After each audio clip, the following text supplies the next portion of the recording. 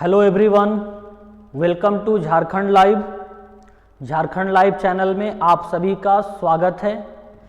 तो UGC NET JRF का classes start कर चुके हैं हम लोग। ऑनलाइन और ऑफलाइन बैचेज चल रही है। ऑनलाइन के लिए झारखंड लाइव एप्लीकेशन डाउनलोड कर सकते हैं प्ले स्टोर से, और ऑफलाइन जो लोग करना चाहते हैं, जो लोग रांची झारखंड में हैं वो कर सकते हैं। लालपुर में कोचिंग है, यहाँ पर इंक्वायरी कर सकते हैं और नंबर भी दिया गया है, तो नंबर पे कॉल कर सकते हैं। तो यूजीसी नेट जेआरएफ होता क्या है, इसका सिलेबस ऑलरेडी डिस्कस हो चुका है। तो आज हम लोग पढ़ेंगे कॉमर्स, जो कि पेपर 2 है। जो पेपर 2 है कॉमर्स, इसके बारे में हम लोग एक क्लास ऑलरेडी अपलोडेड हो चुका है यूट्यूब वीडियो में, तो आप जा करके देख सकते हैं। तो चलिए आज हम लोग बात करेंगे कॉमर्स का लेक्चर नंबर 2। ओके, तो यूनिट 2 है अकाउंटिंग एंड ऑडिटिंग, इसका लेक्चर नंबर 2। जैसा कि आप सभी को पता है, सिलेबस 10 यूनिट है टोटल पेपर 2 में कॉमर्स में। तो 10 में से आज हम लोग स्टार्ट किए हुए हैं अकाउंटिंग एंड ऑडिटिंग, जो बिल्कुल सिंपल है, आप पहले से जानते हैं, इसको पढ़े हुए हैं। तो चलिए स्टार्ट करते हैं।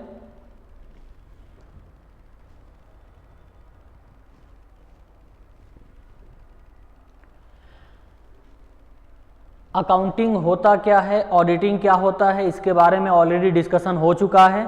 अकाउंटिंग का मीनिंग, अकाउंटिंग कॉन्सेप्ट ऑलरेडी हम लोग डिस्कस कर चुके हैं। तो आज हम लोग क्या पढ़ने वाले हैं, आज हम लोग अकाउंटिंग कन्वेंशन पढ़ने वाले हैं। ठीक है, क्या पढ़ने वाले हैं, अकाउंटिंग कन्वेंशन। अब अकाउंटिंग कॉन्सेप्ट हम लोग पढ़े होंगे, तो अकाउंटिंग कॉन्सेप्ट क्या होता है ये सब हम लोग देखें। मैचिंग कॉन्सेप्ट, गोइंग कर्न कॉन्सेप्ट, अक्रूवल कॉन्सेप्ट। तो अब ये अकाउंटिंग कन्वेंशन क्या होता है ये देख लेते हैं।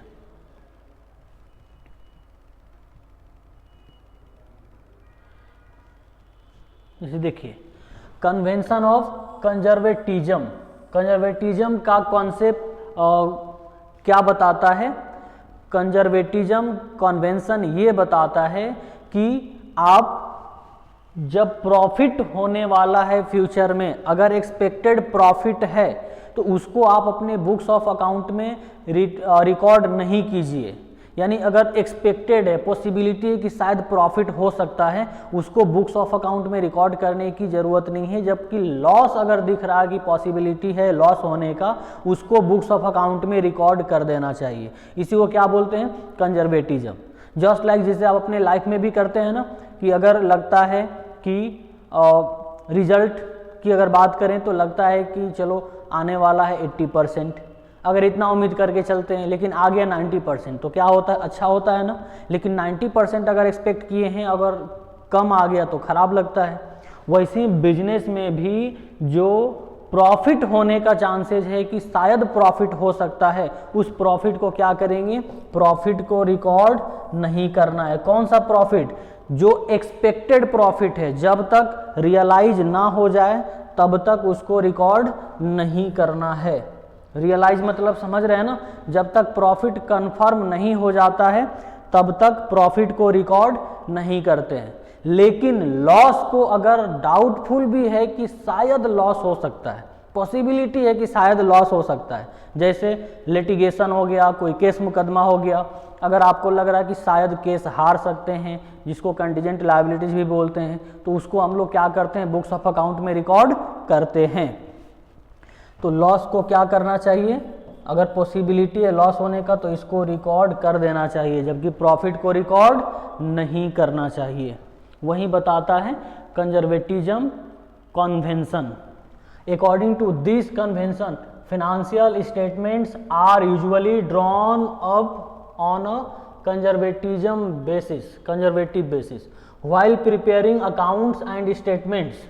जब हम लोग बुक्स ऑफ अकाउंट प्रिपेयर करते हैं तो the accountants are expected not to take into account anticipated profit. देख रहे हैं क्या बोल रहा है, एंटीसिपेटेड प्रॉफिट, यानी जो एंटीसिपेट कर रहे हैं कि शायद वो प्रॉफिट हो सकता है, उसको रिकॉर्ड नहीं किया जाना चाहिए। क्यों?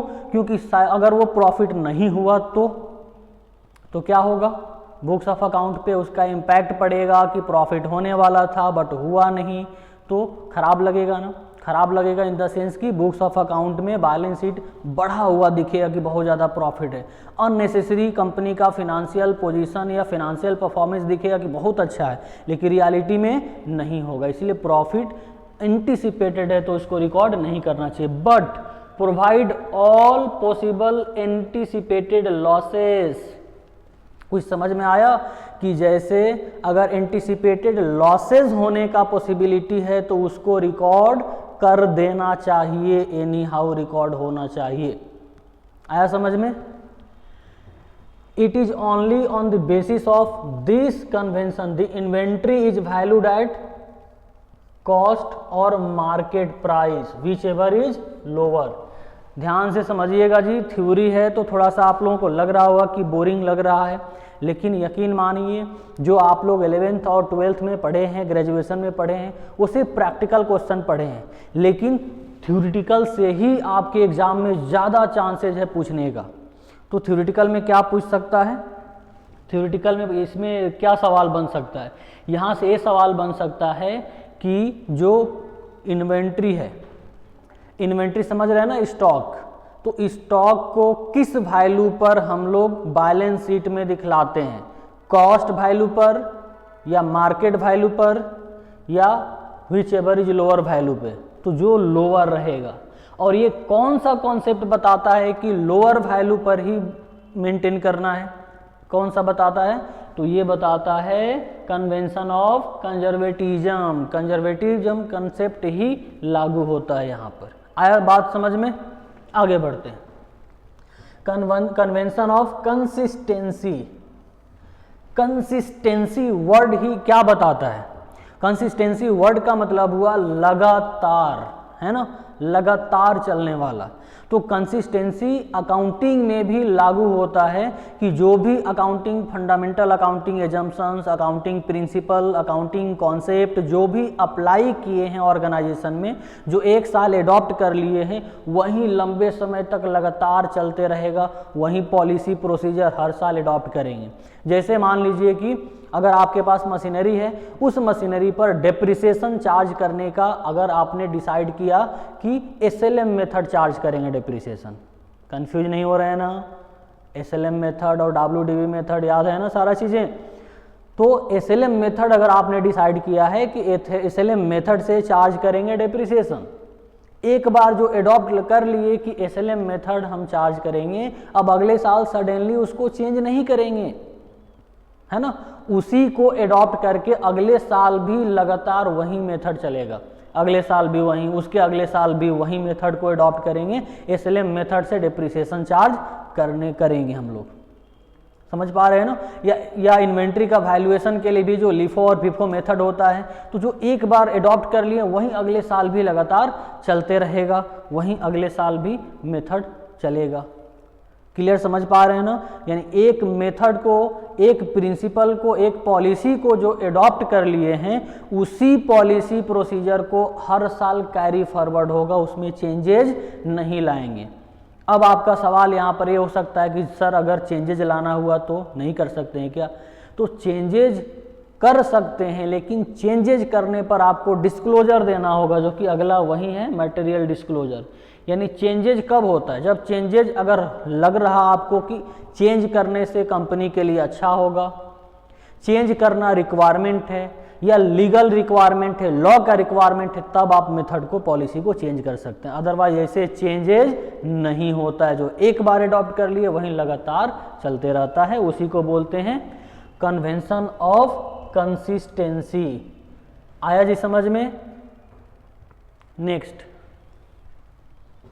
Convention of material disclosure. Material का मतलब यहाँ पर क्या होता है? कोई सामग्री नहीं, सामान की बात नहीं कर रहे हैं। मटेरियल का मतलब यहाँ पर क्या है? इम्पोर्टेंट। क्या है? इम्पोर्टेंट की बात हो रही है यहाँ पर। तो जो इम्पोर्टेंट फैक्ट है, जो इम्पोर्टेंट मैटर है, उसको क्या करना है? डिस्क्लोजर करना है, उसी को बोलते हैं कन्वेंशन ऑफ मटेरियल डिस्क्लोजर। यानी जो भी ऑल एस्पेक्ट है, ऑल फैक्टर है, उसको क्या करना है, डिस्क्लोज करना है। डिस्क्लोज का मतलब क्या कि जो फिनेंशियल स्टेटमेंट हम लोग बनाते हैं, balance sheet, statement of PL, cash flow, changes in equity, notes to account बनाते हैं, तो उसके बाद में उसके नीचे में लिखना होता है जो जो इम्पोर्टेंट फैक्टर है। जैसे मान लीजिए कि अगर पॉलिसी आप मेथड चेंज कर रहे हैं, जैसे अभी बताए ना कंसिस्टेंसी ऑफ रेट्स में क्या बताए कि आप मेथड एक बार एडॉप्ट कर लेते हैं तो वही लगातार चलते रहता है, लेकिन अगर ज़रूरत पड़ा चेंजेज करने का तो कर सकते हैं, लेकिन जब एकदम इम्पॉर्टेंट ज़रूरत पड़ेगा तब, और वो जब ज़रूरत पड़ेगा और चेंज करेंगे तो आपको डिस्क्लोज करके बताना होगा कि क्यों चेंज किए, चेंज करने का बेनिफिट क्या हुआ, ये सब डिस्क्लोज करना होगा। बैलेंस शीट पीएल अकाउंट के बाद में नोट्स टू अकाउंट में डिस्क्लोज करना होगा। तो अब समझ में आया डिस्क्लोजर कॉन्सेप्ट क्या हुआ, समझ पा रहे हैं ना क्लियरली। या डिस्क्लोजर कॉन्सेप्ट में ये भी हो जाएगा कि जो भी, जैसे मान लीजिए कंपनी किसी से कॉन्ट्रैक्ट की है, या कॉन्ट्रैक्ट इनलीगल या लीगल कुछ हुआ है, या कोई कंपनी पर केस हो गया है जो कि केस 1-2 साल तक चलेगा, तो उसका बैलेंस शीट में इफेक्ट नहीं दिखता है, तो उसको आपको डिस्क्लोज करके बताना पड़ता है कि ऐसा ऐसा लिटिगेशन हुआ है। या किसी से कंपनी अगर मर्जर या एक्विजिशन करने वाली होती है फ्यूचर में, तो भी आपको डिस्क्लोज करना होता है, बताना होता है कि डिस्क्लोज करना होता है कि कुछ फ्यूचर में क्या होने वाला है, ताकि जो भी इन्वेस्टर्स है या कंपनी से रिलेटेड लोग हैं वो कंपनीज का इंफॉर्मेशन लेकर के उस पर अपना डिसीजन और ओपिनियन बना सकते हैं। समझ पा रहे हैं ना। अगर रिलायंस कंपनी, उसमें आप इन्वेस्ट करने वाले हैं पैसा, ठीक है, शेयर में इन्वेस्ट करने वाले हैं, तो आप उसका हर एक्सपेक्ट को जानना चाहेंगे ना, हर एक पहलू को जानना चाहेंगे। तो हर एक पहलू को जानने के लिए कहाँ से जानिएगा, जो फिनेंशियल स्टेटमेंट है, तो अगर उसमें डिस्क्लोज नहीं रहेगा तब तो इम्पोर्टेंट बात आप जान ही नहीं पाइएगा। इसीलिए हर चीज़ को डिस्क्लोज करने की ज़रूरत होती है। ठीक है,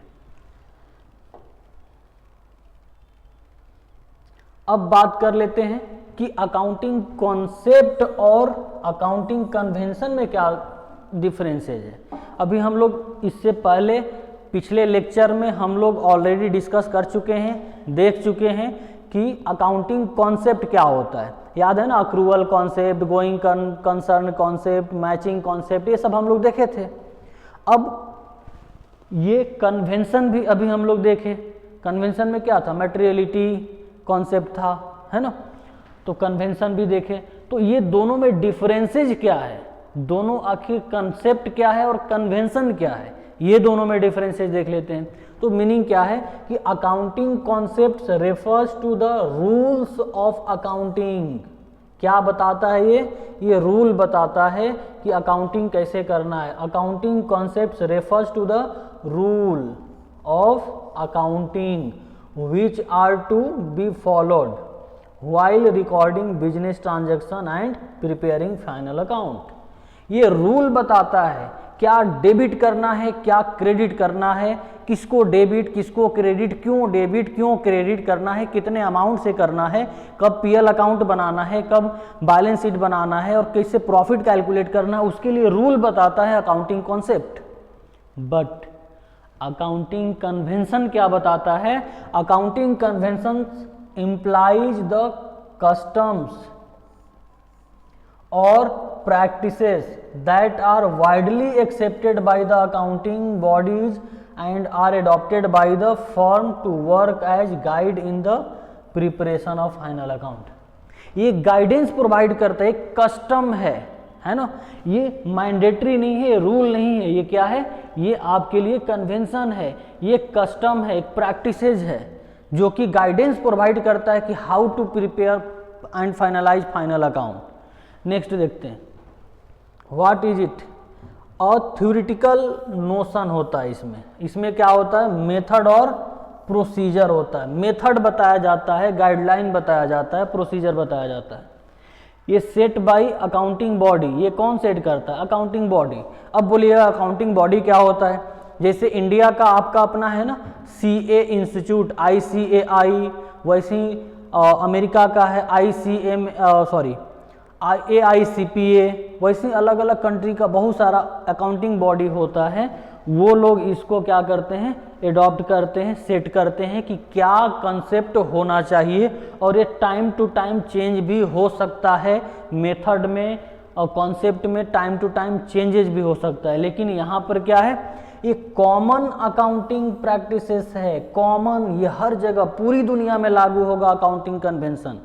इंडिया में हो सकता है कि अकाउंटिंग कॉन्सेप्ट में कुछ कुछ चेंजेस कर सकते हैं, जैसे अगर डिप्रिसिएशन चार्ज करना, मान लीजिए मोबाइल है, मोबाइल पर डिप्रिसिएशन चार्ज करना है, तो आप हो सकता है कि SLM मेथड लगाइएगा, या हो सकता है हम WDV मेथड लगाएंगे।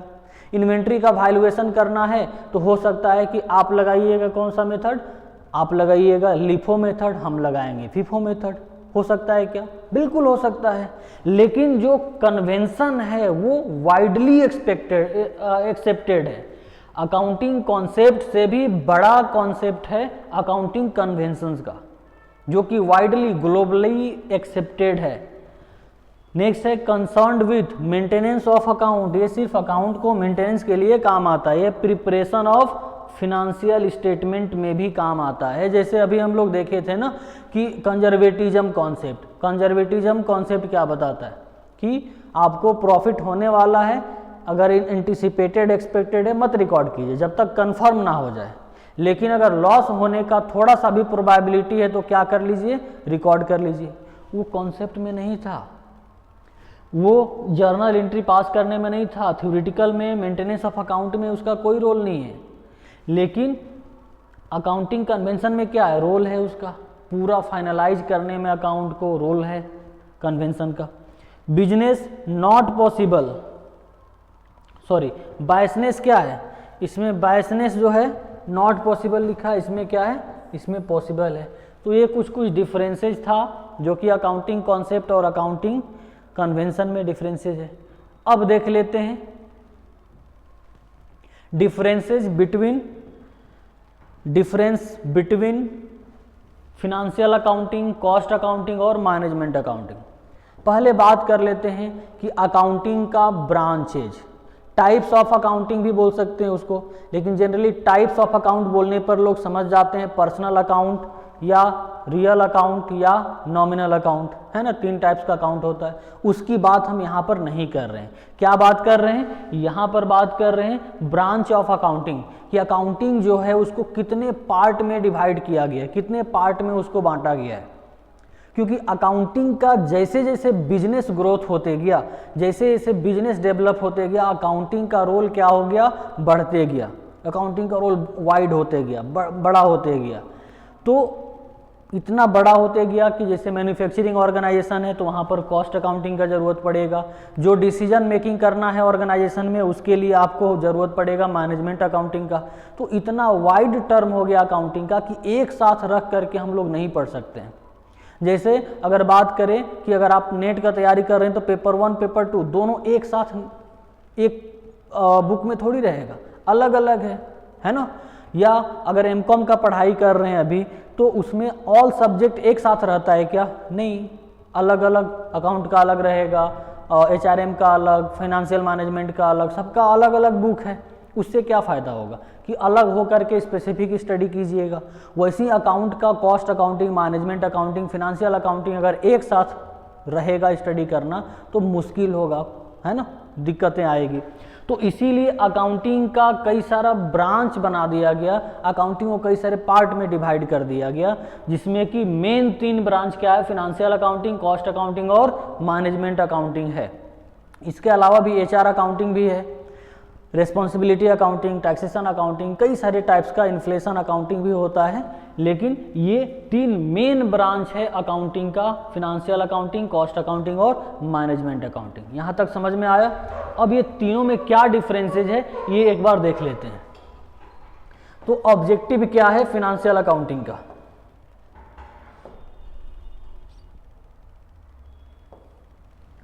क्या ऑब्जेक्टिव है फिनेंशियल अकाउंटिंग का, record transactions and determine financial position, that is profit and loss account.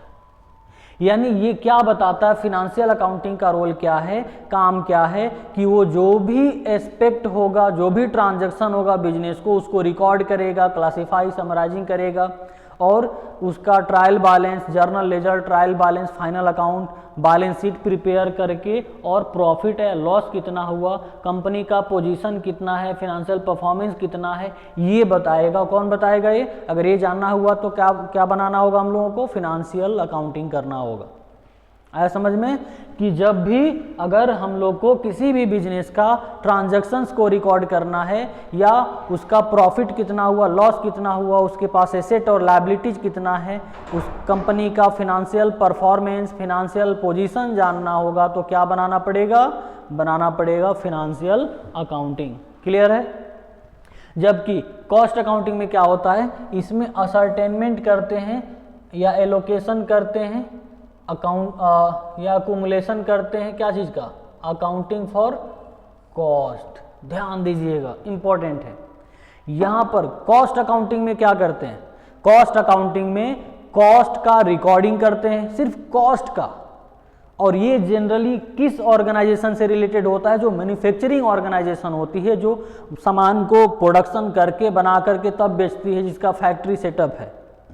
देखिए, बिजनेस करना है तो दो तरीका हो सकता है ना, एक तो बना बनाया सामान खरीद के ला करके बेचें मार्केट में, एक क्या है कि खुद बनाएं, पहले रॉ मटेरियल परचेज करेंगे, फैक्ट्री में मशीन का यूज करके, लेबर का यूज करके प्रोसेसिंग करेंगे, तब उसको फिनिश्ड गुड्स में कन्वर्ट करेंगे, तब मार्केट में बेचेंगे। उसको क्या बोलते हैं? मैन्युफैक्चरिंग कंसर्न या प्रोडक्शन, जिसका प्रोडक्टिव ऑर्गेनाइजेशन बोलते हैं। तो प्रोडक्शन जहाँ पर होगा वहाँ पर ज़्यादातर कॉस्ट अकाउंटिंग का भी ज़रूरत पड़ेगा। तो उसमें क्या होगा कि कॉस्ट अकाउंटिंग का रिकॉर्ड करते हैं कि कोई प्रोडक्ट को बनाने में कितना कॉस्ट आएगा, उसका एस्टिमेशन भी लगाते हैं, या जो कॉस्ट इनकर्ड हो चुका उसका रिकॉर्डिंग भी करते हैं, अकाउंटिंग भी करते हैं कि एक प्रोडक्ट बनाने में कितना खर्चा लगा, कितना raw material, labour, direct expenses, overheads, कितना कितना खर्चा लगा, उसको रिकॉर्ड करते हैं। और जो कॉमन एक्सपेंसेज होता है उसको क्या करते हैं? उसको एलोकेट करने का काम करते हैं, एलोकेशन करते हैं, बांटते हैं अलग अलग ओवरहेड्स में, है ना। समझ पा रहे होंगे आप लोग, पढ़े होंगे कॉस्ट अकाउंटिंग थोड़ा बहुत भी पढ़े होंगे, तो समझ में आ रहा होगा क्या समझाना चाह रहे हैं। हालांकि कॉस्ट अकाउंटिंग का अलग से हम लोग पूरा डिटेल में डिस्कशन करने वाले हैं, यहाँ पर सिर्फ डिफरेंसेस देख रहे हैं। तो यहाँ पर समझ में आया, पीएल अकाउंट, बैलेंस शीट जानना है, कंपनी का फिनेंशियल परफॉर्मेंस पोजीशन, तो क्या बनाना होगा? बनाना होगा फिनेंशियल अकाउंटिंग। लेकिन किसी भी कंपनी का प्रोडक्ट बनाने में कितना खर्चा हुआ, कितना कॉस्ट लगा, या किस ओवरहेड में क्या खर्चे को दिखाना है, ये जानना है तो क्या करना पड़ेगा? कॉस्ट अकाउंटिंग करना पड़ेगा। मैनेजमेंट अकाउंटिंग ये क्या करता है? ये असिस्ट करता है मैनेजमेंट को, ये हेल्प करता है मैनेजमेंट को मैनेजरियल डिसीजन मेकिंग करने में, कि फ्यूचर में प्लानिंग करने में, बजट बनाने में, बजट को कंट्रोल करने में, बजटरी कंट्रोल करने में, एनालिसिस करने में, है ना, काम आता है क्या चीज़? Management accounting. और मैनेजमेंट अकाउंटिंग करने के लिए फिनेंशियल अकाउंटिंग का डेटा होना जरूरी है। जब तक फिनेंशियल नहीं होगा तब तक मैनेजमेंट अकाउंटिंग नहीं होगा। और management accounting generally future oriented होता है, फ्यूचरिस्टिक होता है, फ्यूचर के लिए प्लान और प्रोसीजर बनाते हैं, मेथड बनाते हैं, बजट बनाते हैं ना। तो मैनेजमेंट अकाउंटिंग में ये काम होता है। नेचर क्या है? Concerned with historical cost, very important. Financial accounting में क्या होता है? हिस्टोरिकल कॉस्ट को रिकॉर्ड करते हैं ओनली, यानी जो ट्रांजैक्शन पहले हो चुका है उसी ट्रांजैक्शंस को रिकॉर्ड करते हैं। ट्रांजैक्शन अभी फ्यूचर में होगा और उसको आज ही रिकॉर्ड करें, ऐसा नहीं होता है आपका फिनेंशियल अकाउंटिंग में। समझ पा रहे हैं ना? तो प्योरली क्या हो गया? प्योरली पास्ट से ओरिएंटेड है, हिस्टोरिकल डेटा को ही ये रिकॉर्ड करता है फिनेंशियल अकाउंटिंग में। क्लियर है? नेक्स्ट, यहाँ पर क्या होता है? कंसर्न्ड विथ बोथ, मतलब ये पास्ट से भी रिलेटेड होता है और प्रेजेंट से भी रिलेटेड होता है ना, रिकॉर्डेड होता है, हिस्टोरिकल इन नेचर भी होता है। यानी कॉस्ट अकाउंटिंग में पास्ट, प्रेजेंट तो होता ही है, थोड़ा फ्यूचर के लिए भी हम लोग कॉस्ट अकाउंटिंग करते हैं। यानी इसमें कॉस्ट अकाउंटिंग में पास्ट का भी डेटा रिकॉर्ड करते हैं और फ्यूचर के लिए भी डेटा रिकॉर्ड करते हैं, एस्टिमेटेड करते हैं कॉस्ट अकाउंटिंग में। समझ पा रहे हैं क्लियरली? जैसे ये मार्कर बनाना है या पेन बनाना है तो बनाने में कितना खर्चा हुआ उसका टोटलिंग लगाएंगे, टोटल निकालेंगे, उसको क्या बोलेंगे? पास्ट का कॉस्ट, क्योंकि एक सामान बन चुका है लेकिन बनने में खर्चा कितना हुआ वो कैलकुलेट कर रहे हैं, तो वो हो जाएगा आपका हिस्टोरिकल कॉस्ट।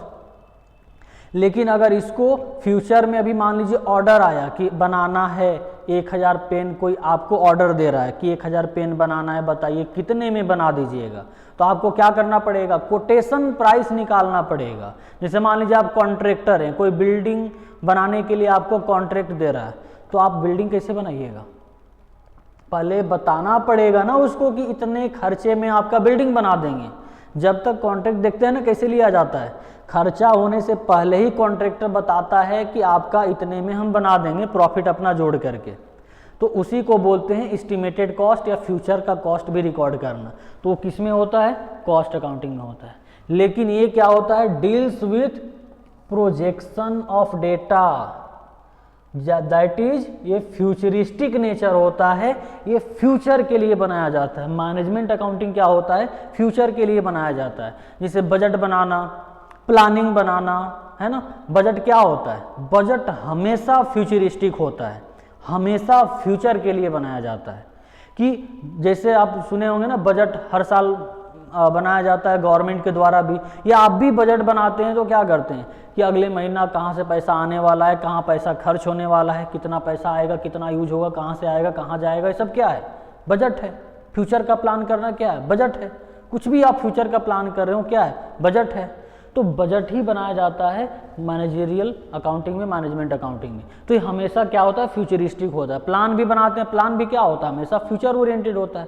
काम करने के बाद थोड़ी प्लान बनता है, काम करने से पहले बनेगा फ्यूचर के लिए। तो प्लानिंग करना या बजट बनाना, तो ये सब काम होता है मैनेजमेंट अकाउंटिंग में।